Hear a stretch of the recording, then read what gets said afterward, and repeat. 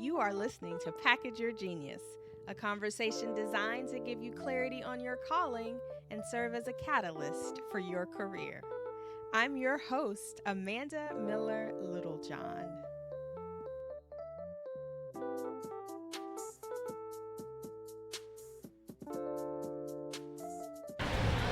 So we're going to have a little ambient noise on this episode because I am recording live from the sidewalk of my new favorite street in Italy, Via Veneto, and we're having cappuccinos at the Sidewalk Cafe, hanging out and reflecting on this 100th episode of Package Your Genius. And I wanted to do something special and really bring you along with me on what has been a really powerful personal trip and personal travel experience, and welcome you into that and let you kind of hear my day, my afternoon, sitting here with my dear friend. We are watching cars hum by. Other patrons are enjoying their afternoons. The sun will be setting soon, and it's been just a beautiful day here in Rome, not a cloud in the sky. You know, imagine a light breeze blowing. It's absolutely phenomenal. Yes. And honestly, Reisha was really worried. My friend Dr. Moxley, who you've heard on previous episodes of the podcast, she was really worried about all the ambient noise. But I have a theory that even for me, looking back and listening to this is going to transport me back to this beautiful afternoon and this moment that we're sharing together. So why not share that all with all of you? So 100 episodes. Oh my God. When I realized that during this podcast everyday challenge, I would hit number 100, it was really exciting. And I thought it was interesting that not only would I hit 100 during the challenge, but I would also hit it while I was traveling to Italy.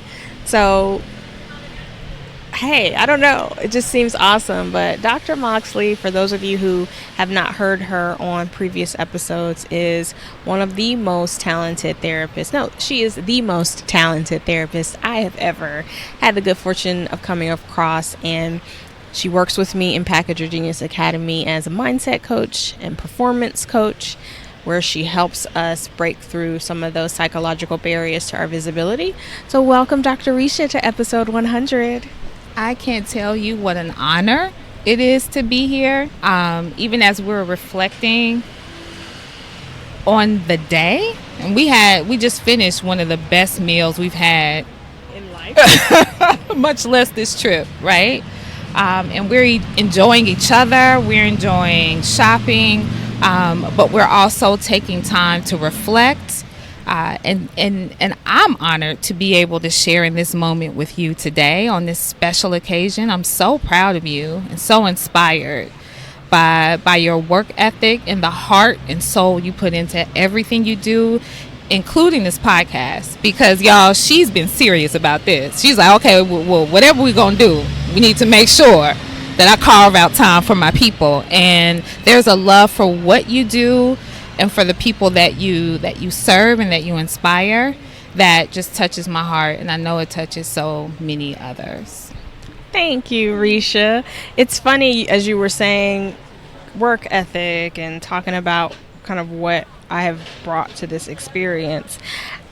I think it might be helpful to discuss some of the challenges along this journey, because right now I am doing the day-to-day podcast everyday challenge, but there have been some dry spells. There have been some seasons where not only did I not record and publish a podcast every week, but there would go a month, 2 months, a season without recording.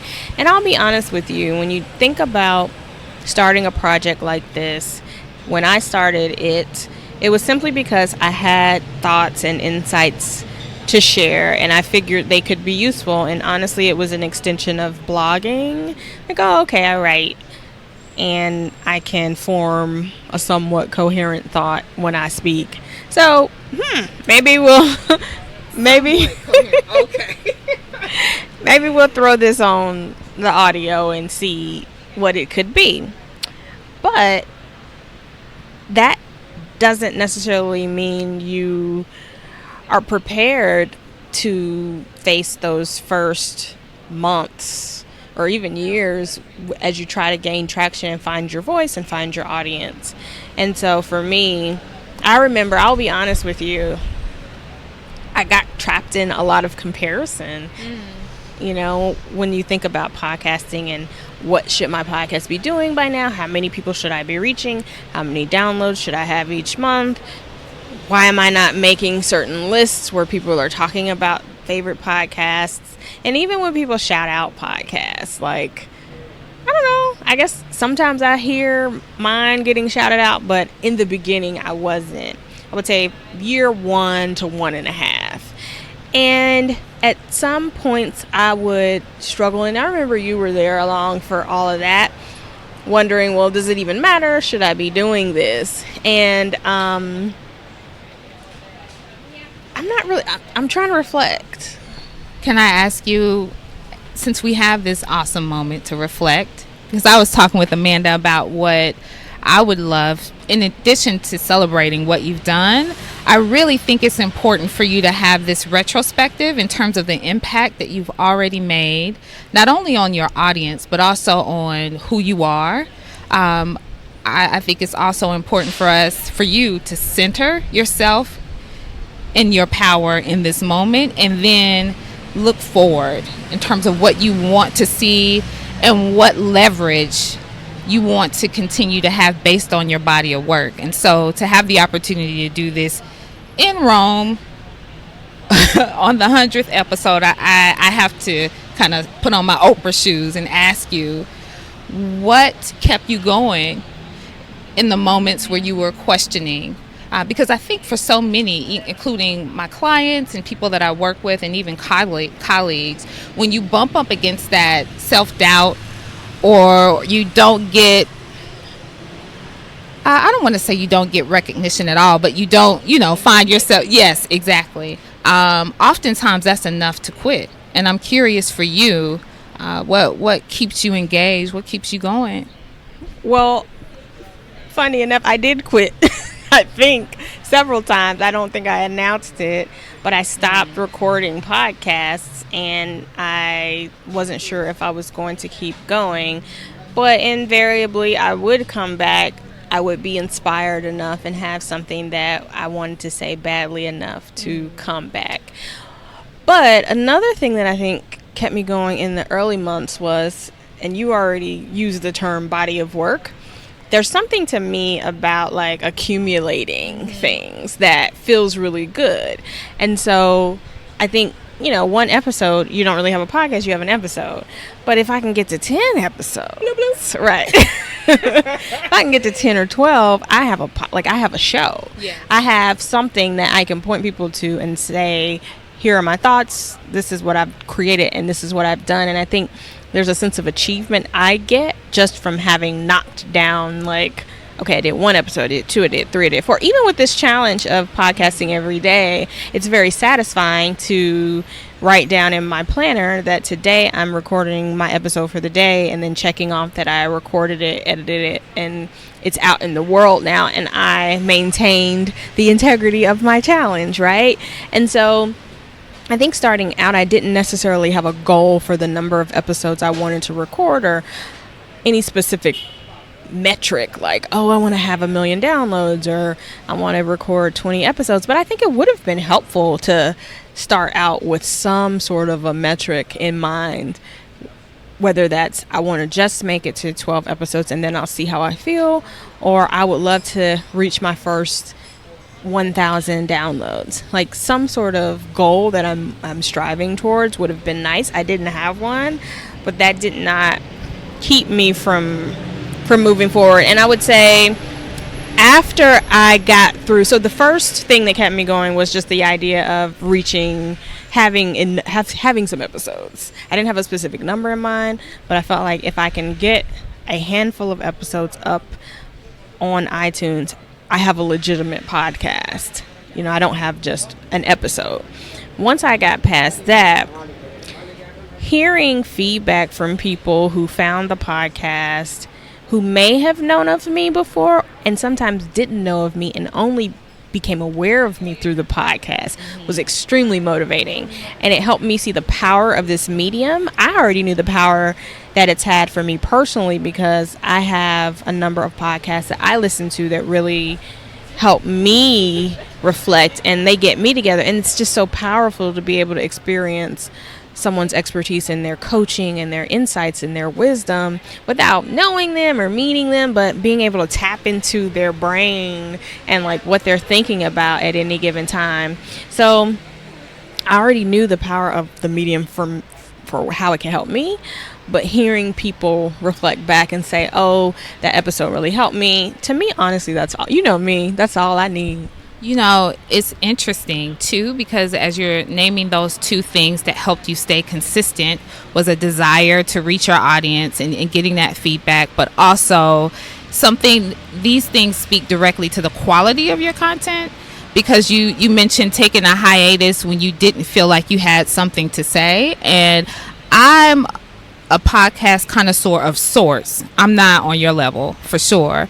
But what I have noticed, I think when people start podcasts, they're kind of enslaved to a schedule as opposed to really listening to what they have to say or really grounding themselves in a message. And so when I think about your body of work and the quality, and because we share the relationship that we do, and inevitably I can hear who you're talking to in the episode, and there's been quite a few of them. I'm like, oh, she talking about me right there. Oh, that is that for me? Okay, right. So I love the way that you artfully, you lovingly, and skillfully use as muses people in your life, whether it's your clients, whether it's your loved ones, it could be your children, your friends, yourself.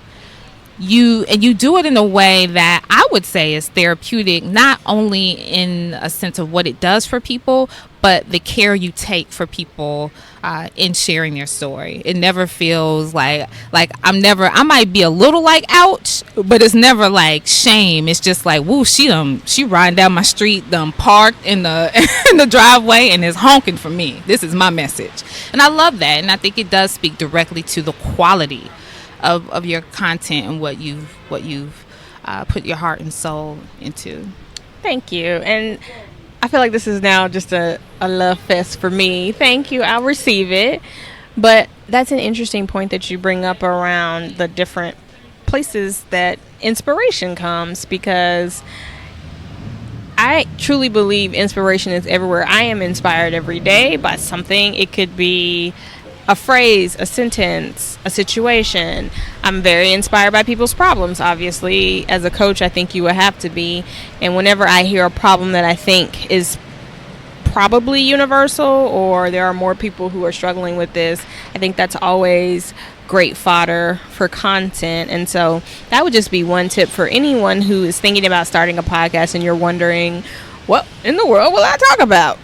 There is so much inspiration to be found all around you if you just pay attention and really tap into, like I always say, look at what people are asking for your help with. Look at what people are thanking you for. So on your day-to-day journey, as people come to you and have questions for you and seek your advice, if the questions they have and the advice they're seeking, if those are universal, or if you suspect that there are more people who have those challenges, it may be worth starting a podcast to address those instead of sharing your wisdom just with that one person. Like you and I have talked about that a lot. Right. You know, scaling your ideas by doing something like this, by instead of saying, I'm going to give you advice in this moment. No, I'm going to record the advice I would give to you and anyone in your situation in this moment. So what do you think about that as a person who may be pondering starting your own podcast? What does that bring up for you? A lot. And we have talked about this, but even as you're saying it now, what occurs to me is that, and I know in one of your previous episodes, it may have been yesterday, the day before, when you talked about muscle memory, I think the other side to that is if you continue to do things, they become so rote that you might lose the passion that you have for it if you continue to see the same thing and you're saying the same thing over and over again.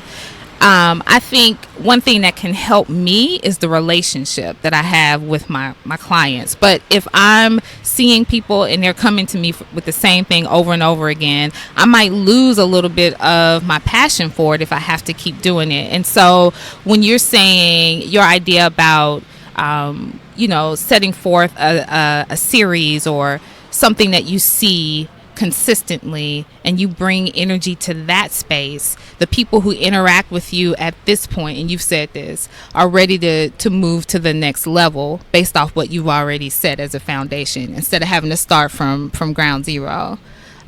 So that's what comes up for me, much in the way that you'll drop gems and I'll get it and digest it right then, and then a couple of days will pass or I'll think a little bit and I'm like, oh, I'm still eating off that seed. Wait a minute.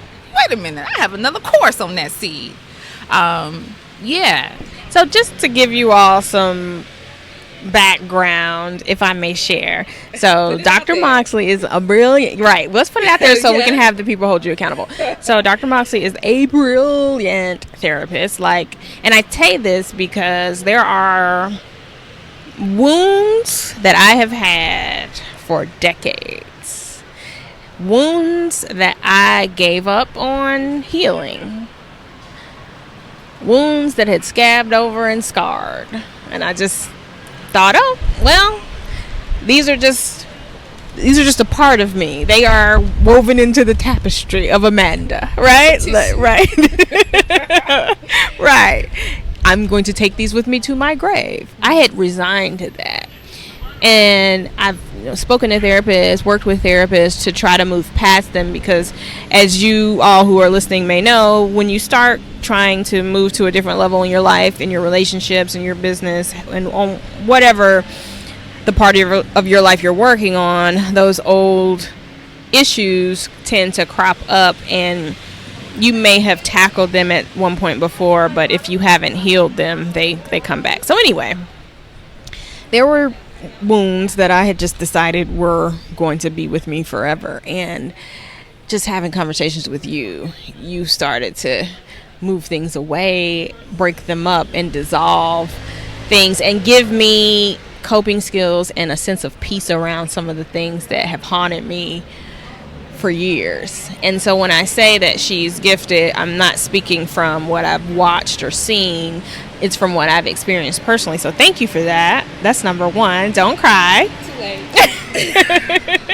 The win is the win. That's the brilliant. But because I have been fortunate enough to experience repeatedly the brilliance that she has, and I feel like I am in a position to evaluate it from a comparative perspective, because I have experienced other therapists, some good, some great, some not so great. So I have something to compare your talent to. I think that individual therapy is a place that your genius goes to die. And let me take that back. Die is strong, because I know it lives. And you always tell me that whenever I help someone, I'm planting a seed that goes with them, and then every life they touch, it plants a seed. So in a way, it's a slow way of making impact, but it's impact happening. But I feel as though your talent, the level of talent you have, should be on a stage, on a platform where people can come and drink from the well of Reisha and be quenched. Well, all right. Are you thirsty? But no, really. So we've been talking about, since we've been in Rome, we've been talking about this idea of Reisha sitting down and figuring out 10, 12, 15 episodes, 10 or 12 problems that people come to her repeatedly with. And this is honestly, for those of you who are listening, this is the strategy I used to think through the branding box. I essentially said, okay, I keep seeing PR clients, people who need help with personal branding, but it's real authentic out here. I had to let that motorcycle pass. I've been seeing people with problems, and I've been seeing coaching clients for some time now, and at a certain point it begins to get, what's the word? Like, going over the basics isn't as fun for the coach or for the teacher when I already know what you're going to say before you're going to say it, because I can assess the situation you're in. I can look at the evidence that's presenting in your life and see what you're doing or not doing, right? And so instead of feeling it necessary to have these individual sessions with people, which were helpful and enlightening and great, I decided to create a tool that captured my best introductory advice and make that available for people to start with as like the 101. And then once you've worked through that and you're ready for more, then we can work together either in one of my group programs or individually.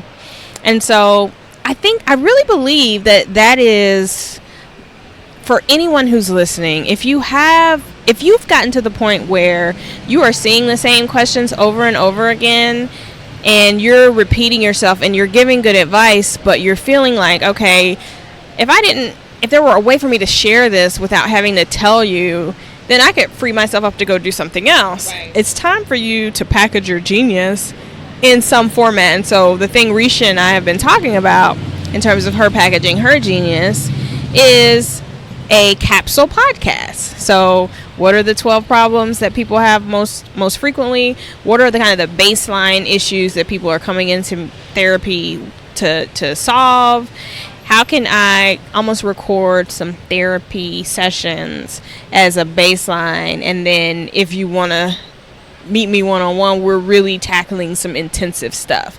And so that is something I can't wait to see her do, but also just as a tip and an idea for any of those of you who are listening, if you feel like you've always wanted to record a podcast or write something, instead of thinking about it in terms of this ongoing endeavor that you may or may not have the bandwidth to keep up with, think about it in capsule terms. I think that's a really smart strategy. It is genius, actually. Particularly for me, because when I think about conservation of energy and how I want to move, the idea of a podcast, the idea of having 100 episodes is something I admire, but it's also like, whoa.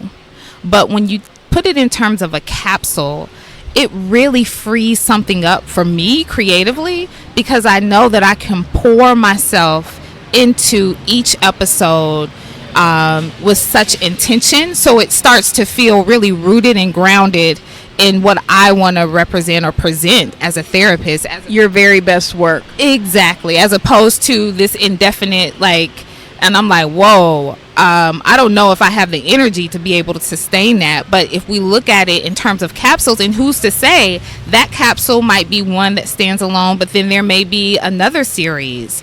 And that to me speaks to how I operate creatively and spiritually, because I feel kind of put on, not on the spot, but if I have to do something continuously, I'm like, oh, where is that thing going to show up if I know I have to do it over and over again, as opposed to that capsule perspective. And I love that. It excites me.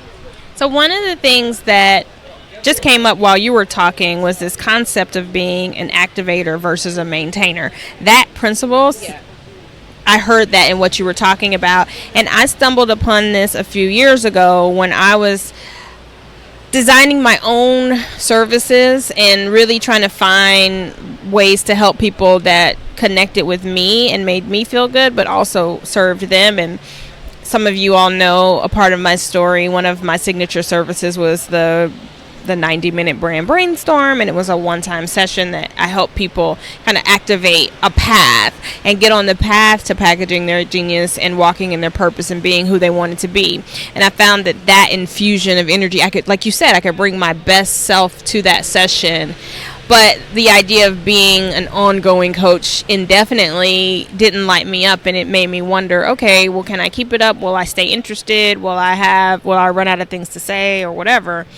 And I've talked to people since uncovering that about myself, and there are a lot of people who do struggle with the idea of even coaching, right? Like, they want to become a coach, but they they feel like the commitment of being someone's support indefinitely is too much. And I've told a few people, well, it sounds like you're an activator, not a maintainer. Some of us like to maintain that. You know, it's like a maintenance thing. Like, okay, you get it together, but I'll maintain it at this level. I'm not the maintainer, but I will activate you. I will get you off the ground. I will get you up and running. And it takes a tremendous amount of energy to activate. Right. And I can do that once, right? Like I can produce a ton of energy for you and get you activated, but then you may need someone else in your life to help you maintain it. But I've shared that with a few people, and it completely set them free, because I think people think you're supposed to be both. Right, like you're supposed to be both, or you have to maintain indefinitely, even if that's not your strength. Absolutely. I love that concept, and it actually makes me think about in what areas of my life am I kind of forced to be a maintainer, even if that's not my natural inclination. I think certain professions lend themselves to trying to get people to do and be both in all, as opposed to really relying on people's strengths related to that. And so when I think about things that I can do creatively on my own, you saying that frees up how I approach it, because the thought of doing both in 3 different areas is like, yo, that's a bit much. So it's really freeing. That's interesting. Even as you were talking about like that being free, I was thinking about the dynamic of the relationship that I have with my kids and my husband, and how a lot of the things he can do. So he's a natural maintainer and I'm a natural activator, and so even with the kids, I'll find a camp, or I'll help them with a big project, or I'll decide, you know, this is the school they're going to for the next 4 years. Like I make those big decisions and activate those big changes, but he'll take them to school, right? Or he'll make sure they have their homework. Like he's the day to day. A perfect team. That's awesome. I love it. So I don't want to veer off your plan, but I have 2 questions. I have no plan. Okay, so good. Have at it. So I think I asked you one before, so I have 3 questions. The second question that I have for you is, as you think about what you've already done in terms of this podcast, I would say in particular, especially the first 21 days of this month, or the last 21 days, when you think about what you've the heart and soul and work that you've put into it, what are you most grateful for on day 22 of this process in episode 100?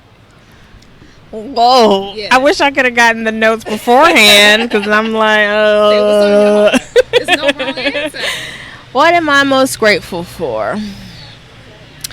I am so there are a few things that come to mind. First, on a practical note, I'm grateful to live in a time when we have such advanced technology. Yeah. Just the fact that we're sitting here on the sidewalk in a country that's not our own. Later, I will upload this as if I were in DC. There was a time when that wasn't possible. The internet wasn't developed to the way it is now. Having microphones and even being able to record, having recording equipment wouldn't fit in your purse. Like, so I'm really thankful for that. I'm thankful for the like no barriers, really, because it's to the point where there is no barrier to create content. And so for all of you all who are making up excuses as to why you can't, there are no barriers. Like my entire production studio is like in my bag right now. Literally, it's in my bag. So that's number 1. I would say I'm grateful for a spirit of wanting to finish what I start and not leave things undone, because as you know, there have been quite a few moments during this challenge where it would have been really easy to just give it up and say it's a wrap, lost my computer, ruined my computer. I'm traveled to California, I'm traveling now to Italy. And it would have been really easy to just say, to make up an excuse as to why I couldn't get this done. But just that I got this fight inside of me that's like, I will not lose. And I guess I'm grateful for that. I'm grateful for the ability to see inspiration in everyday things and in every situation and in people. Someone's trying to sell us some bracelets. But luckily he didn't belabor the point, and we saw this guy yesterday. I'm like, we didn't want it then, we don't want it now. Same bracelet. Appreciate you. So I'm grateful for that. So so technology, a spirit of not giving up or not wanting to lose and wanting to finish what I start, and then just a mind and a heart and a spirit that sees inspiration and sees connections in every day. And I think one of the things you've really helped me see in this challenge, and I don't know, maybe it's the age I'm at or the amount of life I've seen, but I think it's really easy for us to assume that everyone else can do what we do, right? And so for me, one of those things that I think I do really well that I don't always acknowledge that other people don't do well is seeing connections and being introspective and making those insights that other people can use. Mm-hmm. So like extracting the lesson from your situation and then putting that in terms that other people can really change their lives from. And so I'm grateful for that. And I don't think I would have been able, even a month ago, I don't think I would have said that is a gift that I have and I'm grateful for it. But the more I live, the more I see that like that's not something that everyone can do. Right. And I think the thing that stands out to me the most about what you've shared, one is that you're expressing gratitude for your gifts that have come to the fore with consistency. Right. So is that what I'm doing? That's exactly what you said. You make me sound so good. Well, it's not hard. But it seems to me that, and I think this is a lesson that can be extrapolated for so many of us. But so many times, and we mentioned this earlier in this episode, folk might quit, right? When it gets frustrating or they're uninspired, they may quit and never come back to it. But it is in the everyday doing that your gifts rise to the top, and they may even surprise you, because everything that you're sharing, I think you've seen that consistently throughout your life. I know I have, but it's you the way that you just articulated it to me speaks to how consistency crystallizes like what your gifts are. That is real, and I think that speaks to the whole muscle memory idea. It's funny because I don't remember which episode it was, but there were 1 or 2 episodes this month that I recorded because I'm going to be honest, I was like, I have to record something for the challenge, but I didn't feel like the episodes were that great. And I said, oh, these are throwaway episodes and people are going to, but I got to get them up because I got to keep the challenge going. And, that's me being hard on myself and being a perfectionist and having this idea of how I want every single episode to hit, right? And to be the most insightful thing you've ever heard. But invariably, even on those episodes where I don't feel like it was awesome, somebody comments, oh my God, that episode about the cheese. Don't get the cheese in your toe. That really spoke to me. And I think it speaks to that muscle memory of like tuning out. When I was talking about being on stage after my dad died and being able to deliver, and I cannot tell you what I was talking about, but clearly there's some stuff deep in the recesses of my brain that was working. I think it's similar to that. Like, we judge ourselves so much more harshly than the world, and if you think that what you're putting out there isn't that great, somebody can find the beauty and the insight in everything we're doing. Absolutely. And it also speaks to me about the danger in underestimating what insights you have, because you may think when you get it or because you get it everybody has it. That's not the case. And so something that may at this point in terms of muscle memory or in terms of what you share with people, you're like, well, everybody knows that. No. And the new insight, the fresh perspective you have on the same message deepens it in a way and broadens it. So there's never a lost gem, because they're, like I mentioned before, like I'm still eating off seeds that you share. Well, each time when you plant the seed, I take it in where I am at that stage in my development, that stage in my maturation. But invariably, a year or two later, something else happens that's similar, and I reflect back on that, but then I can approach that advice or that message in a different way because I'm wiser. And so there's never a lost gem, because there's always so many dimensions to what you share. And so you actually, I hate to cut you off. As you were talking, you made me think of a seed you planted with me some years ago. And as you all who are listening, you already know, because I've shared this multiple times, but that gem that you shared with me several years ago when I was struggling with anxiety was, you have already done the work. Yes. And when I tell you that lesson resurfaces and re-evolves and re-emerges and just it'll literally, I will be going through something and I will hear a voice, it will just be calm and it'll be like, you've already done the work. Can I tell you how you've incorporated that so well into your daily life that you hit it with me and it's fresh to me? You'll hear me with it. I'm like, You're like, I said that? Yo, the resonance is just anew, right? But oftentimes when we go through trials or when we go through something, sometimes you can get amnesia on what you've already done or how what you've already done impacts what you're able to do. The challenges you face now are a function of the challenges you've overcome in the past. And so if you lose sight of that, then you meet each challenge anew, like, oh my gosh, what do I do? Yes, but you're not new to this. And that, I think you all heard it from her first. She is a professional psychologist, therapist. But I tell you all this all the time when it comes to personal branding and building your reputation or packaging your genius. You are not starting from zero.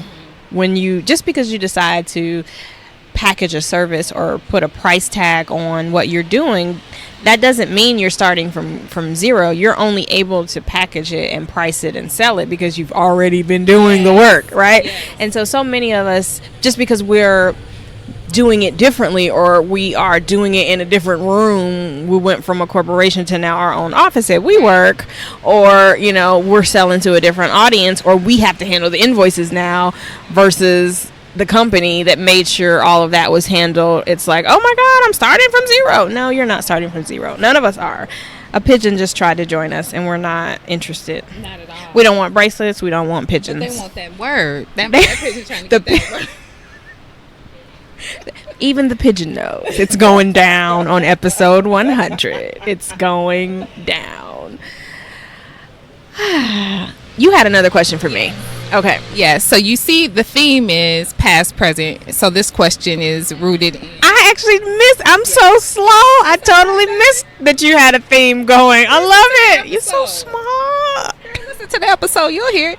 So I'm thinking about, and there's still a theme in the way that I'm asking the questions, but based on what you've already done, the lessons that you've kind of through osmosis taken in for yourself, what do you see? What do you want for yourself? And this question is rooted in something in something we've talked about before, the power of writing things down.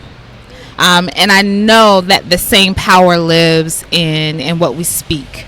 And so when you think about the next 100 episodes, when you think, yes, I said it, plus, what do you want? What do you envision? And what are you open to? Because I know for a fact what is to come. I don't even think you can fathom what's to come from this. So another way to frame that question is what are you open to now as you look towards the future that you may not have thought was possible? Honestly, even in this moment, sitting here recording this podcast in Rome is kind of giving me a window into different ways to approach this content. I see myself really taking it to the next level, maybe. I like I'm gonna let that bus pass. I like the feeling of being on location and seizing a moment. And I didn't fly to Rome. Well, I did fly to Rome because you were here, but I didn't fly to Rome to meet you, to interview you. But this feels like that could have been the case, right? Like, oh, I've got to go because I'm interviewing Oprah under the Oaks, so I'll be back in a couple of days. But like, that's what I'm doing on my podcast. So I think when you think about the future or the next 100 episodes, I definitely have enjoyed this challenge, and I think this will probably be something I do maybe twice a year, if not more. What exactly? Do the daily, a podcast every day in a specific month. I think that would be cool. But in terms of what I envision or see for the podcast moving forward, or what I'm open to anything. I'm open to interviewing, it would be cool to interview authors of the books that I read and enjoy.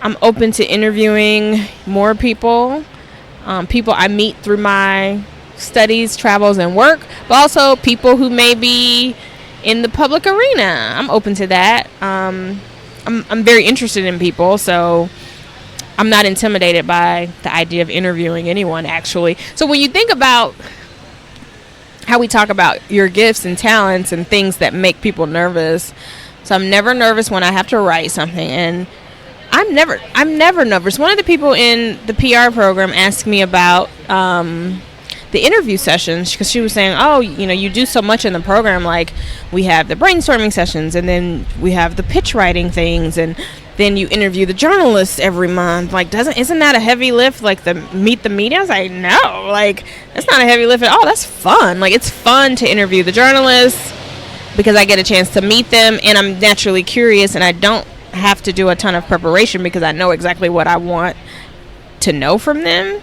So I can see myself interviewing more people. And in terms of being open, let me see. I don't know. I'm open to it being whatever. But one thing I have learned on this journey is that I'm happy with it as it is. Like, I don't need to have 1 million downloads or be on a top podcast list. I enjoy the practice of having this platform, and I'm honored, and I just want everyone who's listening to know I'm honored that you listen to me.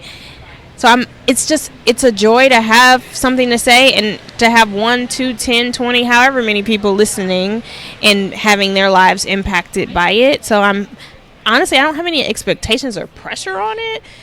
I'm open to doing more. I'm open to interviewing people. I'm open to travel to interview people. But if literally the next 100 were like the past 100, I would be completely content. What a gift. And that's one of those gifts that bring as much joy as they give. Just you sharing your heart and how you approach your mindset around what you're doing and how you share, it just pierces my heart, because it's such a pure expression of your gift in service to other people, and how you just effortlessly drop these as much as you're expressing gratitude for your audience, as a member of your audience, I have to just thank you for what you're doing, and for not holding any, I don't know, I've heard and been in situations where I hear people kind of being frustrated by some aspect of what they're doing, whatever medium they're using, if their artistic expression, if they don't feel like people are responding in a certain way, then they bring this energy to it. And so for you to say, if the next 100 episodes bring to me the same things that have already manifested, like, I am so open to that, is really a beautiful, beautiful thing. It's a gift, and I'm grateful for you. Oh, thank you for being one of my favorite interviews and one of my favorite listeners. But, you make me sound completely altruistic, like I'm doing all this for you and I'm just this giving, kind person. But, I mean, I'm getting a lot out of it, too, to be honest with you. In having this as an exercise, it's grounding to have a routine and to have something, it's just kind of like having a pet or kids, right? Like when people don't have kids, they get a dog and they want somebody to come home to who needs them, so they have something that's anchoring them to this earth. And in a way, this has been something like that for me.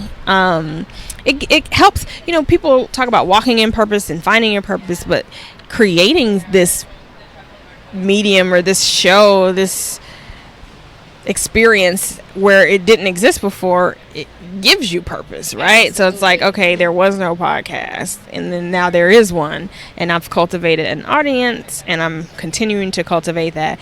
Like, we can all do that. So for those of you who feel like you're at ground zero, or you have nothing, or you want more purpose, you want more excitement, you want more connection, you want more clients, you want more impact to be made. Sometimes it's not a matter of finding other people's platforms to be a part of, or finding someone else to tell you that you can do this or you're ready. Sometimes it's literally deciding, I'm going to create something, and then, what did they say? If you build it, they will come.